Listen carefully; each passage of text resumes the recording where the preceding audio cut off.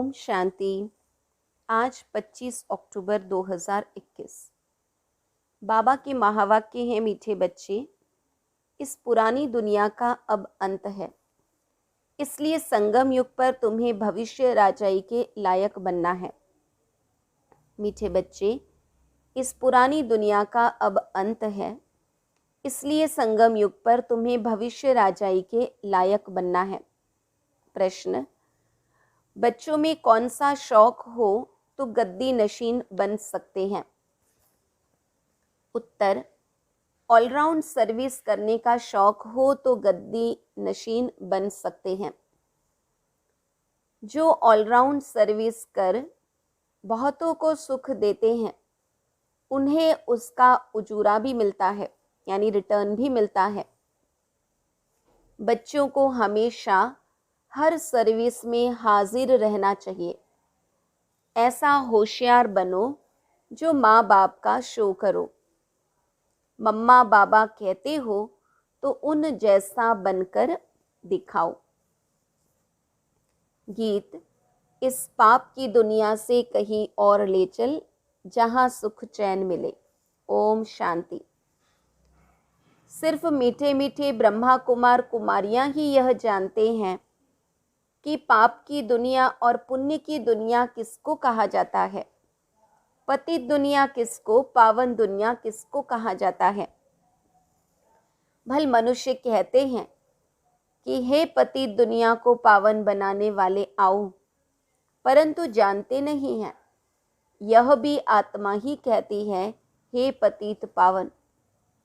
सब मनुष्य मात्र बुलाते रहते हैं, परंतु यह किसको पता नहीं है कि पावन दुनिया किसको कहा जाता है, वह कब और कैसे स्थापन होगी। अभी तुम नॉलेजफुल बाप के बने हो, इसलिए नॉलेजफुल ज्ञान सागर बाप को सिर्फ तुम ही जानते हो और कोई बिल्कुल नहीं जानते कि पावन दुनिया फिर पतित कैसे बनती है, पतित दुनिया फिर पावन कैसे बनती है। पतित दुनिया में कौन रहते हैं और पावन दुनिया में कौन रहते हैं, यह सब बातें तुम अभी जानते हो। पावन दुनिया सत्युग को कहा जाता है।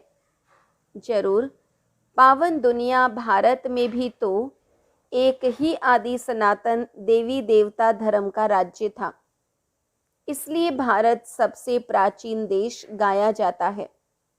अभी तुम समझते हो हमको फिर से पावन दुनिया में जाने के लिए पतित पावन बाप युक्तियां बता रहे हैं। बाप कहते हैं 1 सेकंड में युक्ति बताता हूं।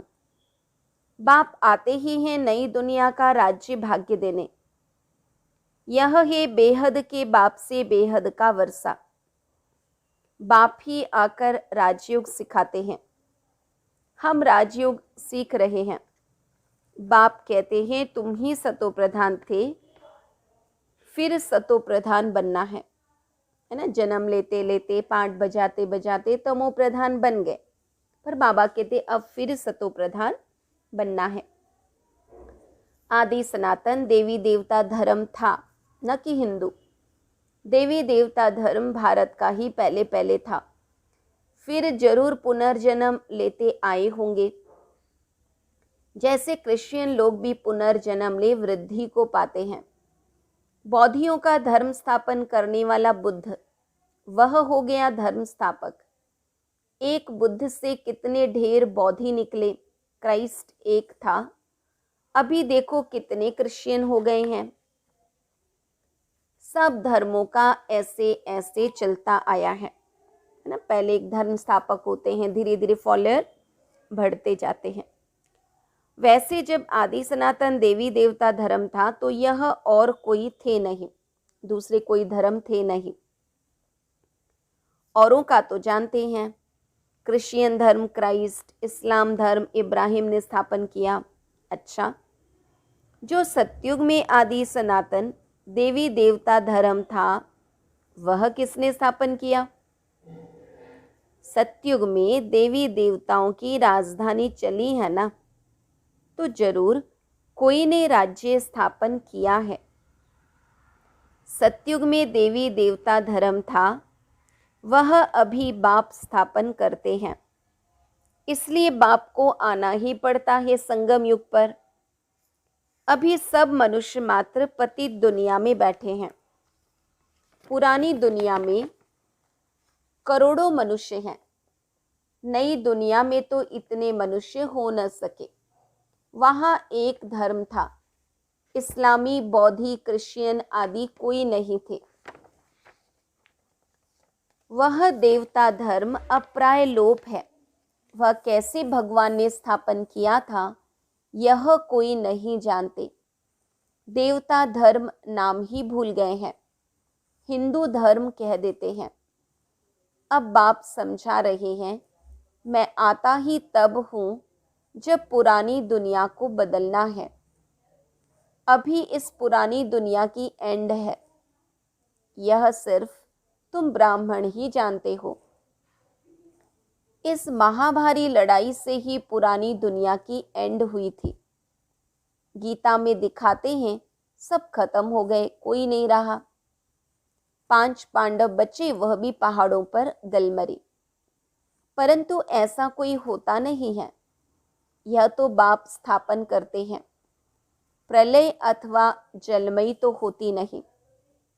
बाबा को पुकारते हैं, हे पतित पावन आओ, हमारे दुख हरो, सुख दो, क्योंकि अभी रावण राज्य है। राम राज्य चाहते हैं तो जरूर रावण राज्य है ना।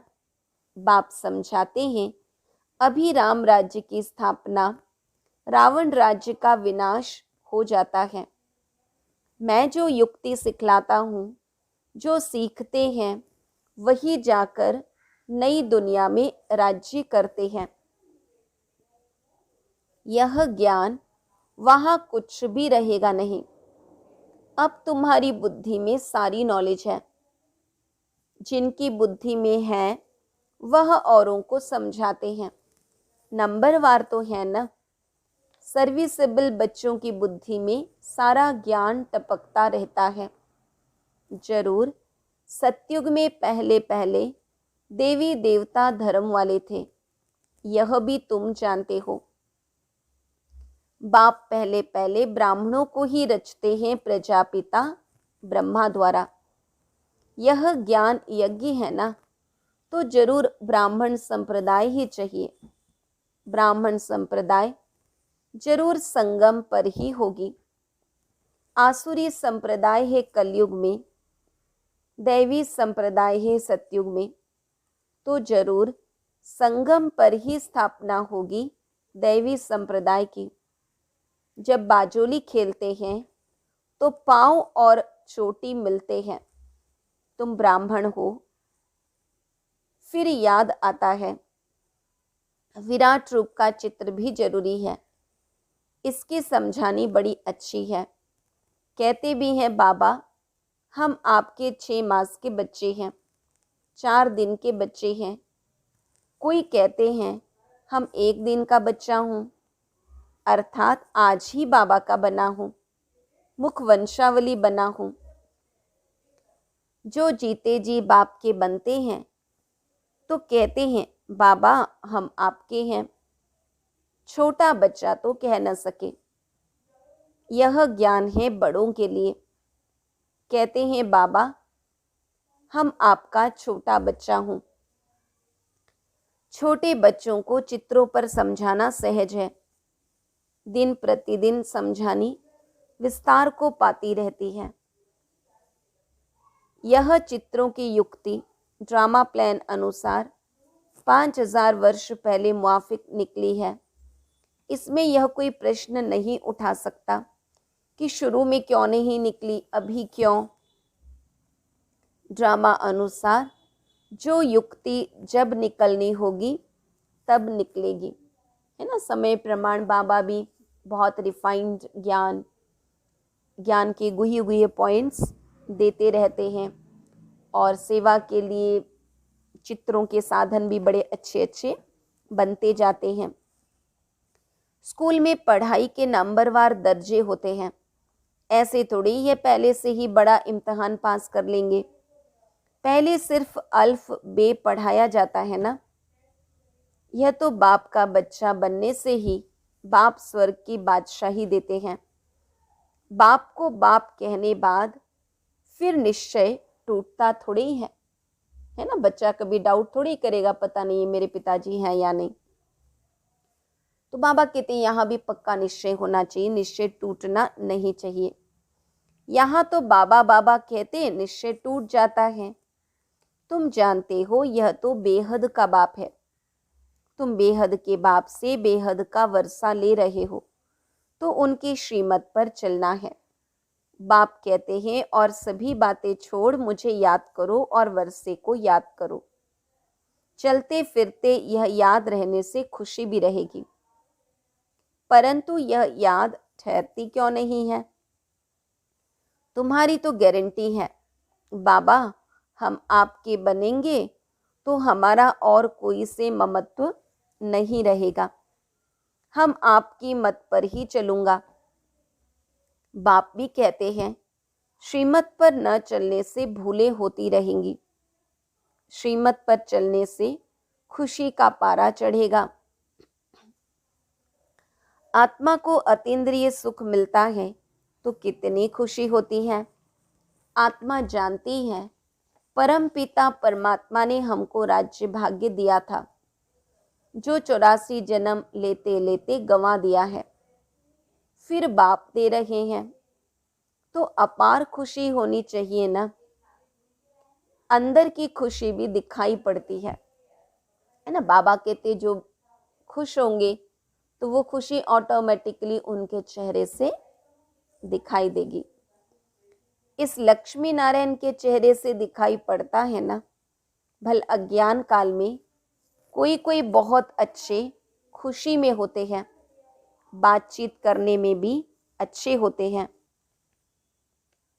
तो बाबा कहते दुनिया में भी कई ऐसे अज्ञानी होते हैं जो बातचीत करने में बड़े अच्छे होते हैं, बहुत खुशी में रहते हैं। मनुष्य सृष्टि में सबसे ऊंच पोजीशन किसका है? यूं तो सबसे ऊंच है शिव परमात्मा, जिसको सब फादर कहकर पुकारते हैं, परंतु उनके ऑक्यूपेशन को जानते नहीं। जब बाप आए तब आकर अपना परिचय दे। अभी तुम बच्चे जानते हो हमको बाबा से वैकुंठ की राजाई मिलती है, खुशी होनी चाहिए ना। हम नर से नारायण बनते हैं, कोई भल हाथ उठा लेते हैं परंतु कुछ भी समझते नहीं। जिनको निश्चय रहता है तो उनको यह खुशी रहती है कि अब हमने 84 जन्म पूरे किए, अब हम बाबा की मत पर चल विश्व के मालिक बनते हैं। इस पढ़ाई का नशा कितना होना चाहिए। प्रेसिडेंट, गवर्नर आदि को नशा तो है ना। बड़े बड़े आदमी आते हैं उनसे मिलने, बिगर पोजीशन को जाने कब कोई से मिल न सके।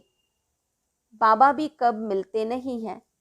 बाबा की पोजीशन का सिर्फ तुम बच्चे ही जानते हो, सो भी नंबरवार पुरुषार्थ अनुसार जानते हो।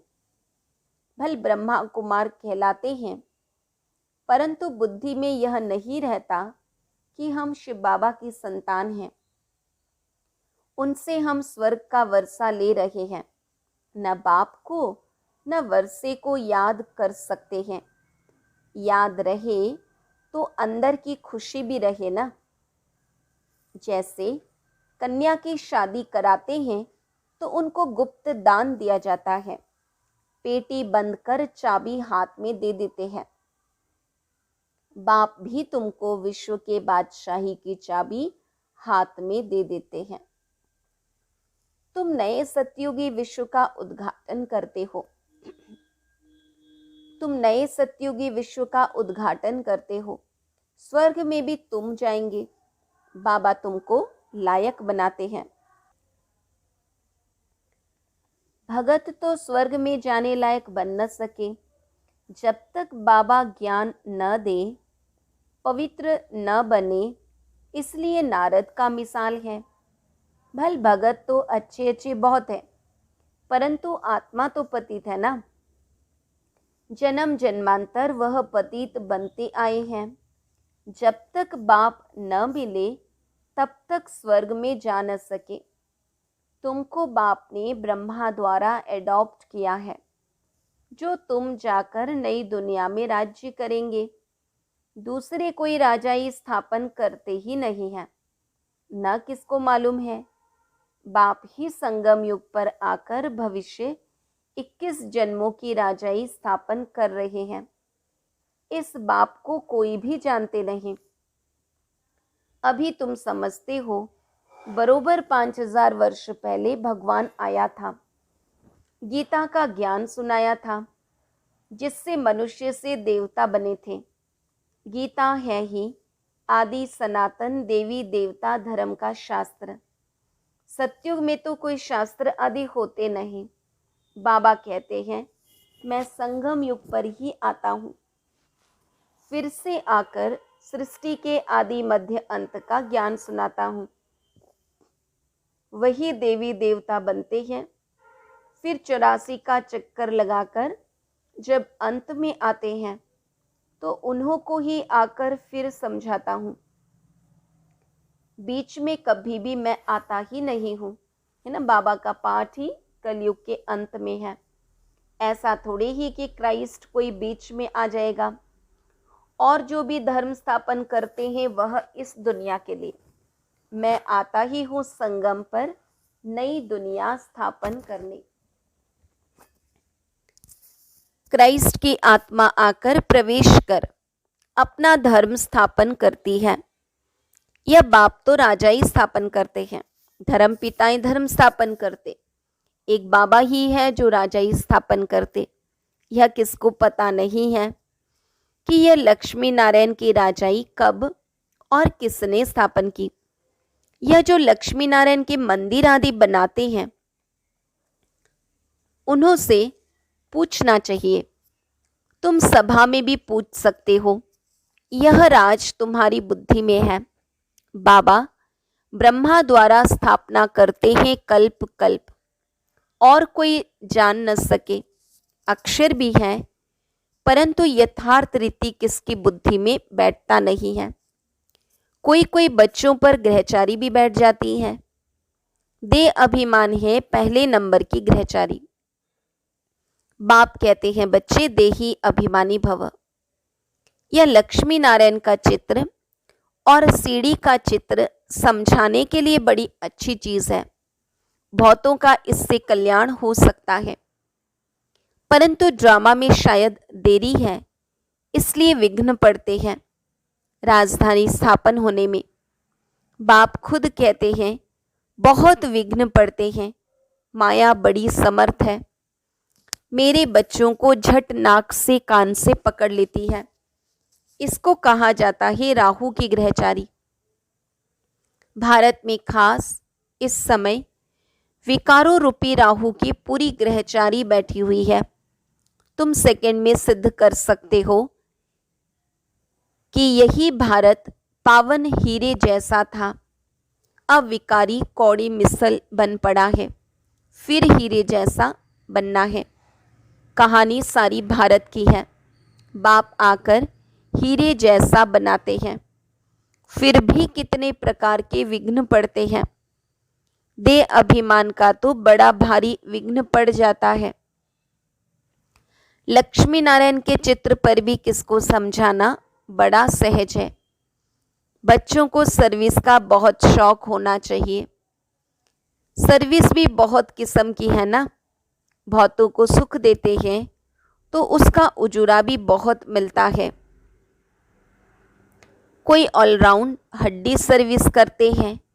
खुशी रहनी चाहिए, हमको ऑलराउंडर बनना है। बाबा हम सर्विस में हाजिर हैं। अच्छे अच्छे बच्चे रूहानी सर्विस करने वाले खाना अपने हाथ से पकाते हैं। तुमको मालूम है कि बच्चे भी इतने होशियार हो जाते हैं जो गद्दी ले लेते हैं। यहाँ तो घर संभालने वाली माताएं हैं। अब माताओं कुमारियों को इस सर्विस में खड़ा हो जाना चाहिए। मम्मा जैसी सर्विस कर दिखानी चाहिए, शो करना चाहिए। बाकी सिर्फ मम्मा मम्मा करने से क्या फायदा, उन जैसा बनना चाहिए।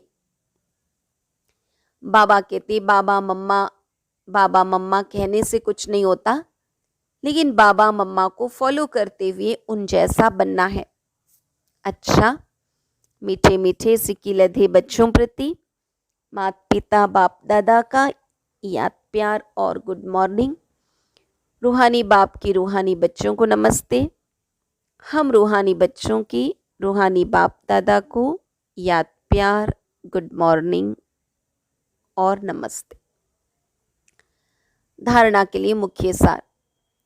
देह अभिमान की ग्रहचारी ही यज्ञ में विघ्न रूप बनती है, इसलिए जितना हो सके देही अभिमानी बनने का पुरुषार्थ करना है। अपनी पढ़ाई और सत्युगी पद के पोजीशन की खुशी व नशे में रहना है। श्रीमत पर चलना है, कोई भी भूल नहीं करनी है। वरदान, ईश्वरीय शान में स्थित रहे, हर कर्म शानदार बनाने वाले, सर्व परेशानियों से मुक्त भव। सदा इसी ईश्वरीय शान में रहो कि मैं बाप दादा का नूरे रतन हूँ। हमारे नैनों व नज़रों में कोई भी चीज़ समा नहीं सकती। इस शान में रहने से भिन्न भिन्न प्रकार की परेशानियां स्वतः समाप्त हो जाएंगी।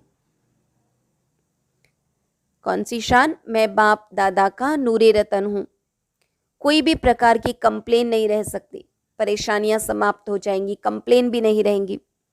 जितना जो अपनी ऊंची शान में स्थित रहते हैं उन्हें मान भी स्वतः प्राप्त होता है और उनके हर कर्म शानदार होते हैं। बाबा कहते जितना जो अपनी ऊंची शान में स्थित रहते हैं उन्हें मान भी स्वतः प्राप्त होता है और उनके हर कर्म शानदार होते हैं। तो बाबा ने वरदान दिया, ईश्वरीय शान में स्थित रहे, हर कर्म शानदार बनाने वाले, सर्व परेशानियों से मुक्त भव। स्लोगन, ट्रस्टी वह है जो अपना सब कुछ बाप हवाले कर दे। बाबा कहते ट्रस्टी वह है जो अपना सब कुछ, तन मन धन, ये शरीर, समय, संकल्प, सब कुछ बाबा के लिए है, बाप के हवाले कर दे। उसी को सही मायने में ट्रस्टी कहा जाएगा। अच्छा, ओम शांति।